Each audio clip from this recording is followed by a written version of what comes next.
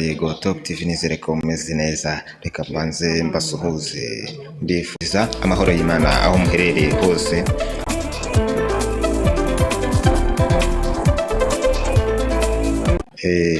Nkuko bisanzwe rero tubagezaho amakuru y'abasitari batandukanye, aho ni kuri Yego Top TV. Kugira ngo mubwire wowe utarakora subscribe kuri Yego Top TV, kanda subscribe kugira ngo utazajya ucikwa n'inkuru zigezweho z'abasitari batandukanye. Uyu munsi rero turabagezaho ko kwibuka ku nshuro ya 28 abahanzi 14 biganjemo abaraperi bakomeye basuye urwibutso rwa Jenoside rwa Kigali. Ku mafoto ngira ngo murababona abahanzi 14 biganjemo abaraperi bakomeye mu Rwanda basuye urwibutso rwa Jenoside yakorewe Abatutsi rwa Kigali ruherereye ku Gisozi mu mujyi wa Kigali. Basobanurirwa byimbitse amateka yagejeje u Rwanda kuri Jenoside yakorewe Abatutsi.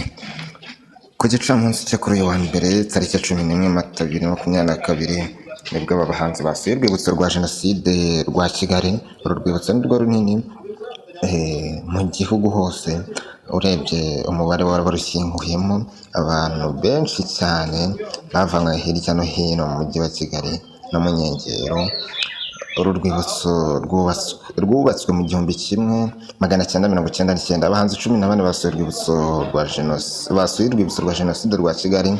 Amazina yabo abo bahanzi harimo Bulldog, Ishkevin, Juno Kizigenza, Gabiro Gita, Diplomate, Betray, Bushari, Papa Changwe, Symphony Band, Active, Confido, Bezila, Inasnova ndetse na Mento. Abo bahanzi rero ngira ngo murabazi ko ari abahanzi bagezweho cyane mu Rwanda, n'abastar n'ibyamamare ngira ngo murabazi. Urwibutso rwa Jenoside rwa Gisozi rugizwe n'inzu y'amateka aho abarusura bereka uko u Rwanda rwari rumeze kuva mu kinyejana cya 11, uko ubutegetsi bwasimburanye n'ukuntu amacakubiri yigishijwe kugeza ubwo u Rwanda rwagwaga mu icuraburindi rya Jenoside yakorewe Abatutsi mu 1994. Abahanzi biganjemo abaraperi beretswe ibice byerekana ukuntu Jenoside yakorewe Abatutsi yateguwe ikanashyirwa mu bikorwa. Amashusho, amafoto n'ibindi bigaragaza ibikoresho by'abazize Jenoside ndetse n'intwara bica bakoresheje n'ibindi. Barebye ko Jenoside yakorana ubugome, ibikomere n'intimba yasize mu muryango nyarwanda, ariko banerekwa ukuntu u Rwanda rwafashe inzira y'ubumwe n'ubwiyunge nyuma ya Jenoside yakorewe Abatutsi mu 1994. Uretse ibyo, baneretswe amateka ya Jenoside zabereye ahandi hatandukanye ku isi. Hari kandi icyumba cy'abana cyerekana amwe mu mafoto y'abana bishwe muri Jenoside yakorewe Abatutsi, ibyo bakundaga icyo gihe, imikino bakundaga n'ibindi bitandukanye. Abahanzi 14 baneretswe filime zirimo y'abarokotse Jenoside, bavuga ko ku rwibutso rwa Jenoside rwa Kigali ari mu rugo, kuko iyo bahageze bongera kuganira n'ababo. Umwe mu bagaragara muri filime avuga ko ku rwibutso ari mu rugo kuko ariho abe bashyinguye. Undi yavuze ko mu gihe cya Jenoside yari afite imyaka 11 y'amavuko, ko yatunguwe n'uburyo umuturanyi yishe mugenzi we, bahanaga inka ndetse n'abageni, ibintu bibabaje cyane rwose. Undi yavuze ko yarokoye mu kigo cya Gisimba ari kumwe na murumuna we. Avuga ko kwibuka ari uburyo bwiza bwo kwereka urukundo abishwe mu 1994 bazize Jenoside yakorewe Abatutsi. Abahanzi 14 bafashe umwanya wo kunamira inzirakarengane zishyinguye muri uru rwibutso, banashyiraho n'indabo mu kubaha icyubahiro. Ngira ngo amafoto muragenda muyabona uburyo abahanzi bagiye bashyira indabo ku rwibutso. Abahanzi 14 basuye urwibutso rwa Jenoside rwa Kigali ruherereye ku Gisozi. Nyuma yo gusura urwibutso rwa Jenoside rwa Kigali, umuraperi Ndayishimiye Bertrand wamenyekanye nka Bulldog yabwiye Inyarwanda ko atari ubwa mbere asuye urwibutso, kandi ko buri gihe hari ibintu bishya ahungukira bimufasha. Ati ntabwo ari ku nshuro ya mbere mageze, urumva ari nk'inshuro ya 3 cyangwa ya 4, ariko kuba mpageze kuri ino nshuro ntabwo bivuze ko ntacyo nahungukiye. Uko umuntu yinjiye hano buri gihe hari ikintu gishyashya ushobora kuhungukira, kubera yuko amateka y'u Rwanda ni manini, ntabwo ahera ku gihe cya jenoside gusa cyangwa ku mwaduko w'abazungu. Ni byiza ko rero umuntu aguma kugaruka hano, kuko uko wazenguruka buri kanya wunguka ikintu gishyashya. Uyu muraperi yavuze ko gusura urwibutso rwa jenoside ari ikintu cyiza ku bahanzi no ku rubyiruko muri rusange, kuko bibafasha kumenya aho igihugu cyavuye n'aho kigana. Yashishikarije urubyiruko kwitabira gahunda za leta no guharanira ko jenoside itazongera kubaho ukundi. Umuhanzi Kwizera Bosco Junior wamenyekanye mu muziki nka Juno Kizigenza nawe yagize icyo avuga.